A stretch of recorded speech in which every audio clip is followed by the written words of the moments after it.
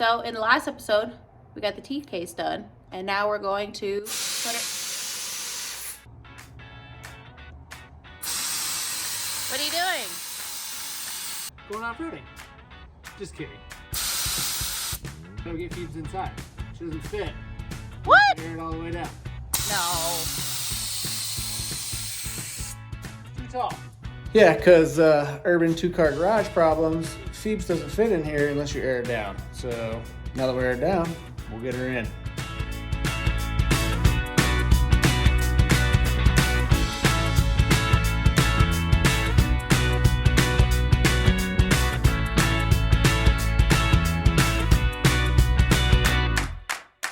Just made it.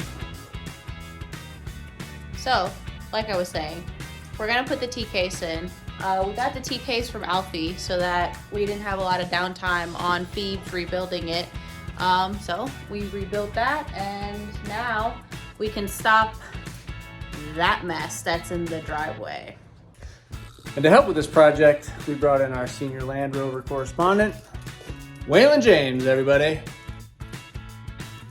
This guy. He's so excited. All right, so it's up in the air. Got the tires off. Front drive line is already off because I'm pretty sure there was a bearing failure in this T-case, which is why we're replacing it. So in order to get the rear one off, I need a couple of 9/16. Let it go. Thanks, buddy. All right, drive line's out. Here's what we look like under here. Shout out MagnaFlow. As you can see, I've lost a drive line before. Oops. And she's actually dented the frame pretty good. That was a long time ago, though. We fixed that problem.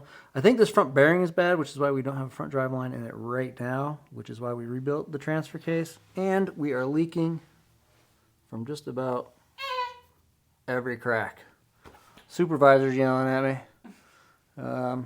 Everything's wet under here. So we will be swapping that guy out today.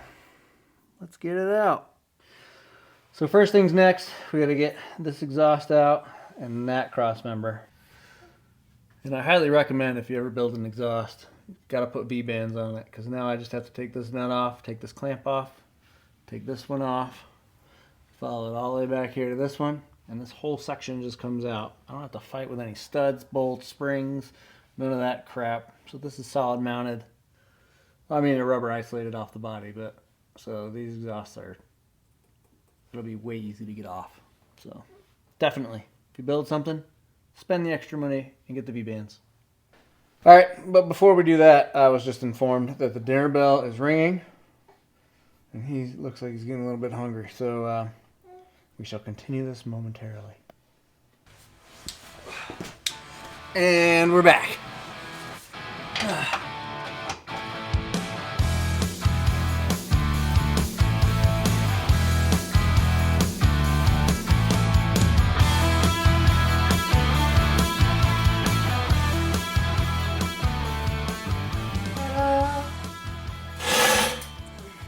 Alright, so now that everything's out of the way, I found my old trusty finger. This cable right here needs to be undone. The easiest way to do this one is there is a turnbuckle up there with a 13 millimeter, and this bracket has two 10 millimeter bolts on the top of it. So you got to take that guy off. That's the easiest way to get it off. That connector, that one, and that one. And then this black line right here has a 12 millimeter or a 13 millimeter bolt, and this is just the breather for the T-case. All 6 of these things got to come off. From the top side, this is the bracket that needs to come off with the cable. So you want to take that nut off and these two 10 millimeter bolts, and then all 4 of these sensors need to be unplugged. And then that right there is the breather bolt that you see. Alright, so once you get all that off on the front here, those 4 connectors and the shift cable, which is right there now, you have to come around to the back, and there's going to be one more connector right about here, and that's for that back sensor. I've already got them all out. So there's actually 5 connectors that you need to unplug. There's 4 for the transfer case, And one of these is for that shift cable, and I'll show you how that works in a second. All right, so once you're under there and you get all the 4 connectors off, the 5th connector is this one right here that is actually on this cable. This cable will be wrapped around so that that other connector will be like right here.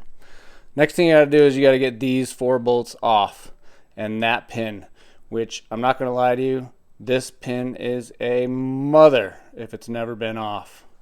The only other thing you can, I mean, there's nothing else you could do. You have to get this pin out.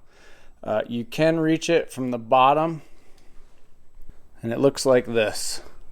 So this pin will be through here, and as you can see, it doesn't even want to go back in.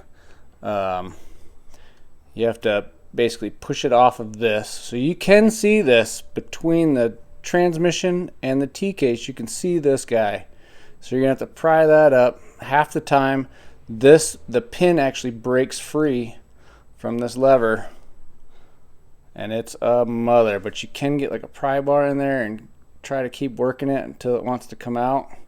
Shoot it with some WD-40 or something for a while, probably a couple of times. But you have to get this pin out because this arm is welded to the shaft. There's really no other way to get this guy out of there. Then you can pull these 4 bolts. That's the vent. So the vent is on top. You have to get the vent off first, then these 4 bolts, and then this whole shift cable comes out. All right, so now that we're back under here, if you look up in there, I don't even know if you can see it. Oh, there it is. That's the shifter cable. You gotta flip the thing up and then push the pin out of that guy. I try to get some more lights up there, but you can just barely see that guy right there. That's the pin swinging. And then you gotta like, bam! That's it. That's the guy. So now I just gotta get the rest of the bolts out of that, and it'll come out. And last but not least is that little bolt right there on this bracket. So you gotta take this guy all the way out to get the rest of this cable off of the trans. Don't take this one out, or this one. So there's one here, and then this is a little short guy. And you'll know because the bottom of the body is like right here, and you won't be able to get this bolt out anyway. So you only got to get that one out, which is a little tiny shorty. Ba-doop! And then there is a the trans lines sit right here, and you'll have to get that one out. And this one you can get from above the frame, below the body. So from outside of the frame, you can come in here with a 10mm on a long extension and get that bolt for the 2 trans lines that run right here. Over the frame route, oh, and into that 10mm. And there it is. That's how you get that one out. And the last thing you gotta do is just drain the transfer case before we take it out. And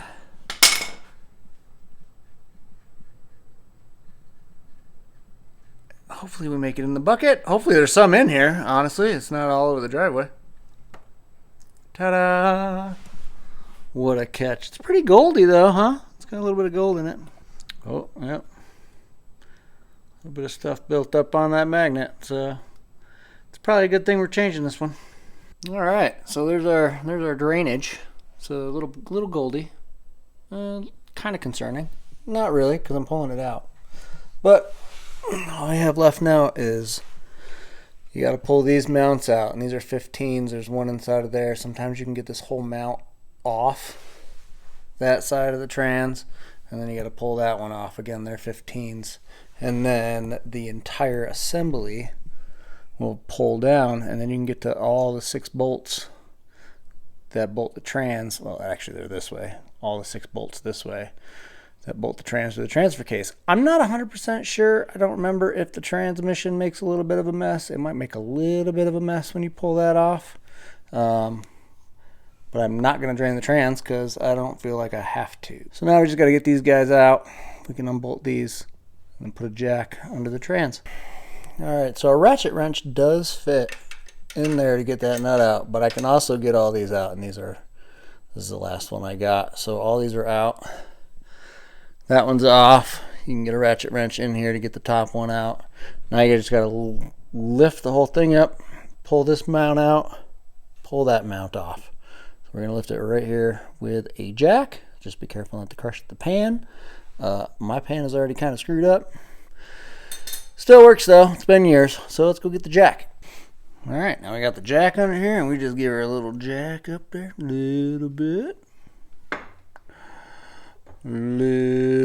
more,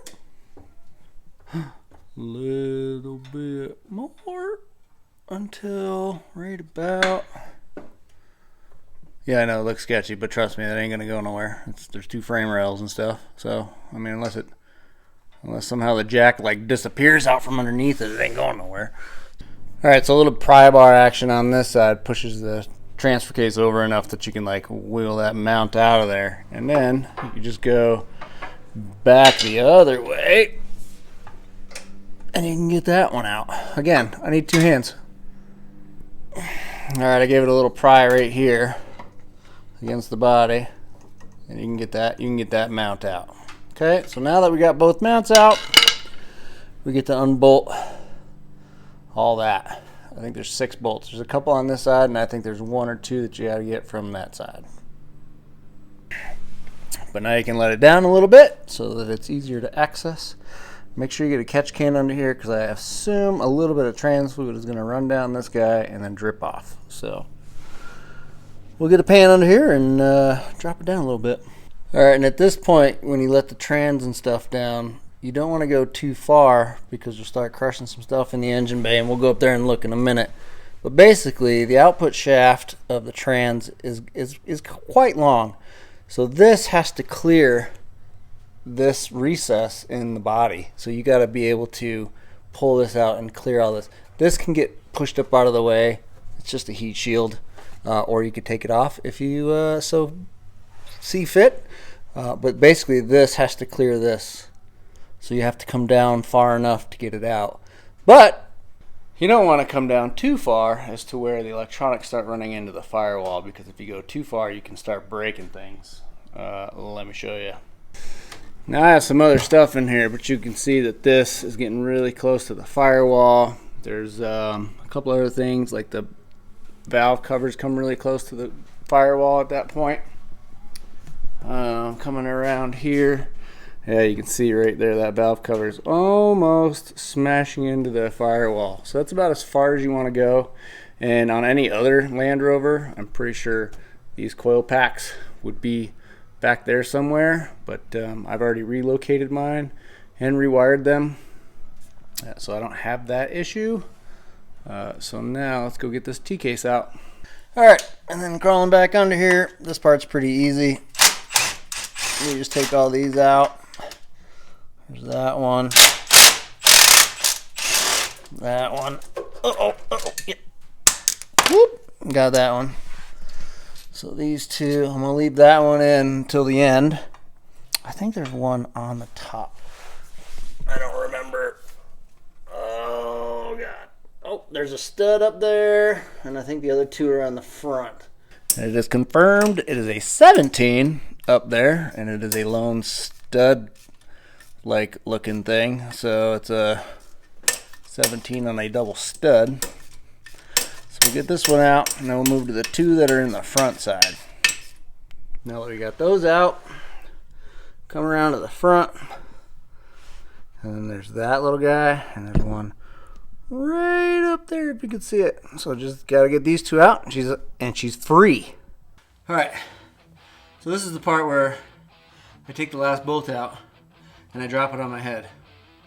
So here goes nothing. All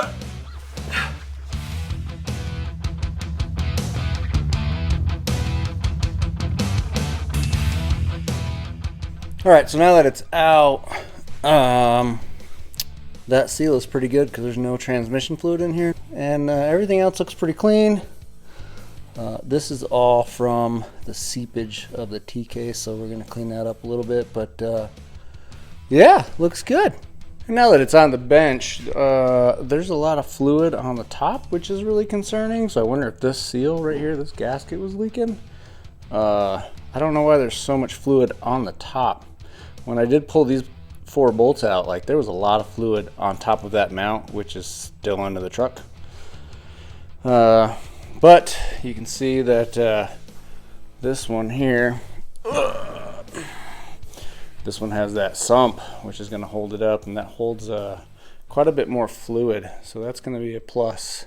After Din, we'll go ahead and get that new one shoved back under there and get this jack out from underneath there. So yep, we'll be back right after these messages. Just kidding, there's no messages, not yet anyway. I mean, unless you're gonna get an ad right now, but I don't know, just kidding, YouTube stuff. All right, now I just gotta shove that thing back in the hole. All right, here we go. Just make sure you got that stud in there, that stud, that dowel pin, and that dowel pin. And then, yeah, we get ready to bench press that sucker onto my chest and shove it up in there. Here we go. Be awesome if you had 2 people. My supervisor is now getting ready for bed, so it's just me.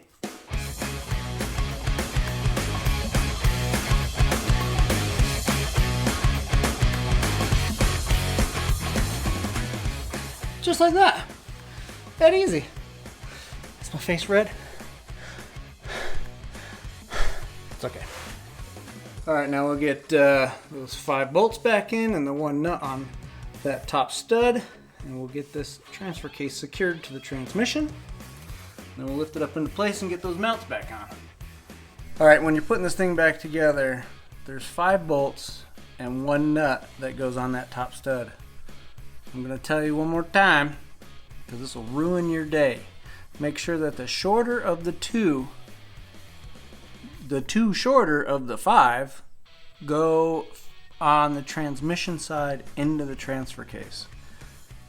I will tell you again that I had bought a transfer case, a whole setup one time, and somebody had put too long of a bolt from the trans into the transfer case, and that will go all the way through, and it shattered the gears in the T-case and rendered the whole T-case unusable because it disintegrated that gear. So just make sure you use the right size bolts when you're going back together. They just need to be long enough to go through the flange into the T-case. Now let's get this thing bolted up. Alright, got it all bolted up. Now from here, if you're on a lift and you're using like a trans jack to hold that trans up, or like a single post, it's probably easier at this point to go ahead and put the cables and stuff on while it's down. If you're on the floor like me and you have a floor jack, you're probably going to want to go up and put the mounts back in it and then put all the cables and stuff back on it, which is probably what I'm going to do. Yeah, that's what I'm going to do right now. Lift the thing back up. We'll throw the mounts in it so we can get this jack out of here.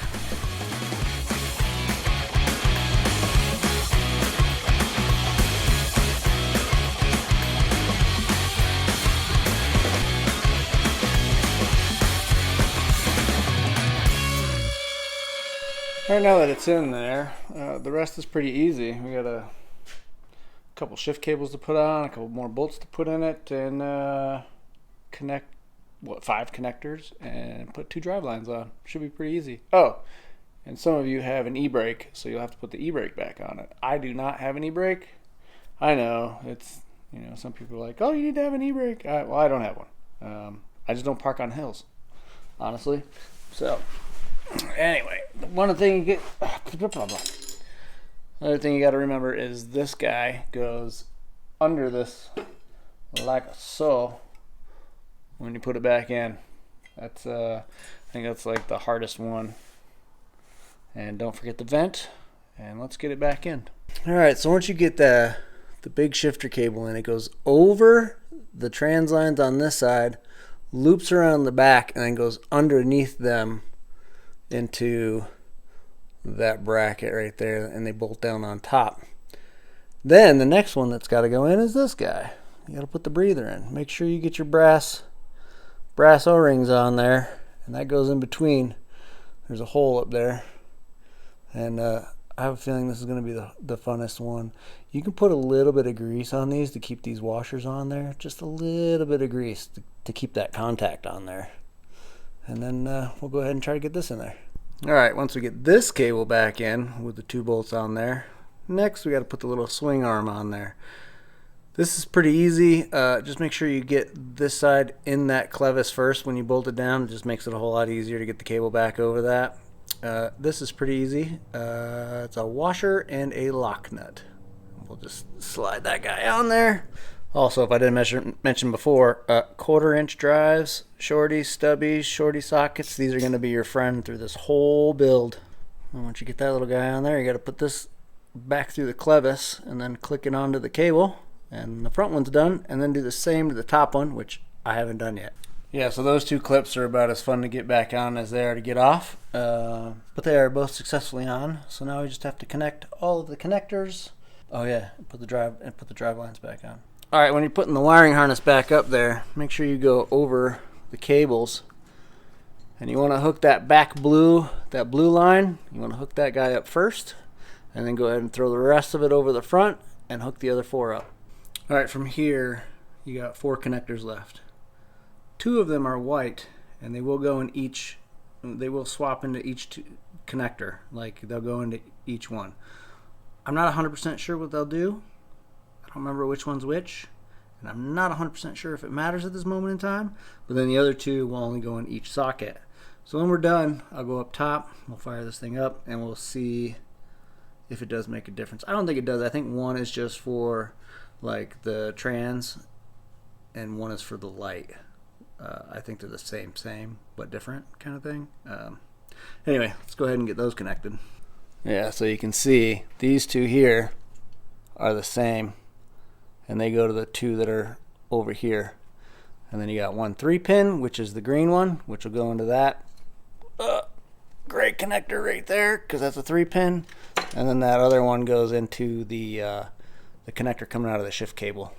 And then once they're connected, you can get them up on that plate right there, and they're all secured. The one that goes to the shifter is on the back side. There's prongs on the back side, so those guys are all in.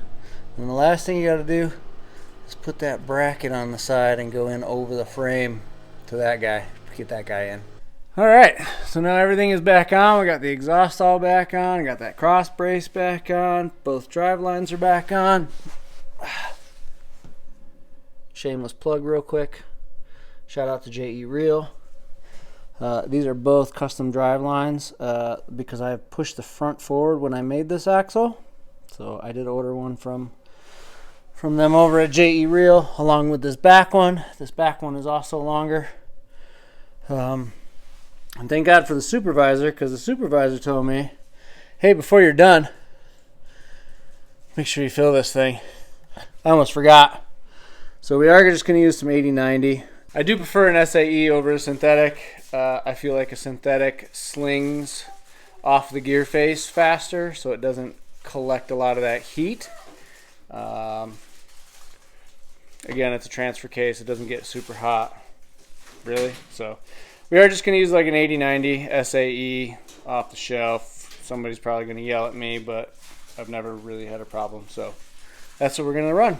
I've had this Mighty Vac for a long time because I've done a lot of gear changes. You don't necessarily need to go run out and get yourself one of these. This pump is pretty freaking awesome, and the only thing I've ever used in it is gear oil, because all I've ever done with it is gears. So I just keep filling it up and pumping it in. The stock Land Rover LT230 holds just over 2 quarts. I think it's like 2.3 liters. So it should take about 3. That was a gallon, but again, that's all I ever put in this is 80/90. So this should fill that up. All right, so once you get under here, there's a big plug right here, right in the back, and this is the fill line. So you want to fill it until it starts to seep out of this guy. Make sure your drain plug is tight also. So you get this guy out of here. All right, this big guy right there, and you just move this, shove her in the hole, and away we go. Now you just pump until it starts to come out. And that's it.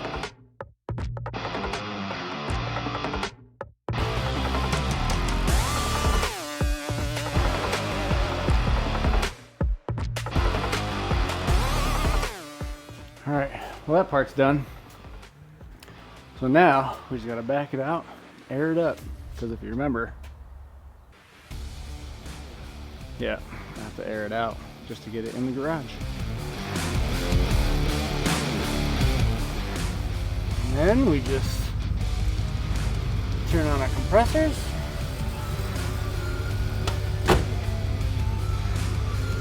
Plug our air line in. And hear them guys going in there here.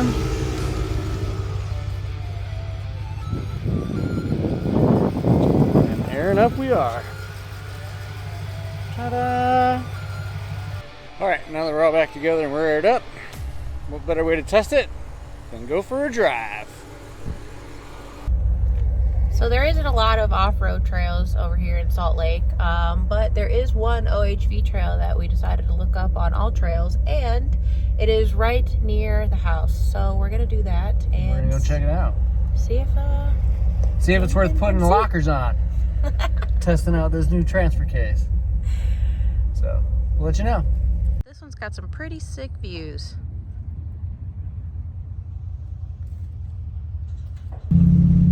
So for being the only trail, it's a very busy trail. You've got everything from people out here shooting to bringing out their trucks, side-by-sides, dirt bikes, mountain bikes, paragliders. Everybody's out here. But it is pretty cool to see all this activity up here, and it's quite nice, and it's a beautiful day today, so I can see why everybody's out. A little off-road baby, just asleep while we're on this rocky path. All right, so I think we found a little obstacle to try out 4 low in the new T case. So we're gonna put it in 4 low right now. We're gonna see how it does.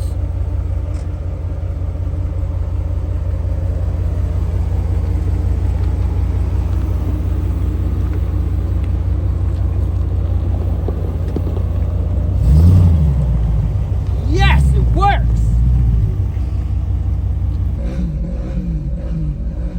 So apparently we got some mudding going on up in here. This guy on the dirt bike is pretty funny.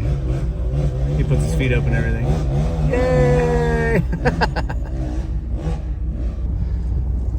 All right, well, we hit the top. I think we started like way down over that ridge down there somewhere. And that is Salt Lake. That is the Great Salt Lake, which I didn't realize was not one big continuous lake yet right now. Huh. But I think we continue all the way down this ridge line. So I'm sure we'll see some more cool sights. This kid truly gets to poop in some of the most amazing places.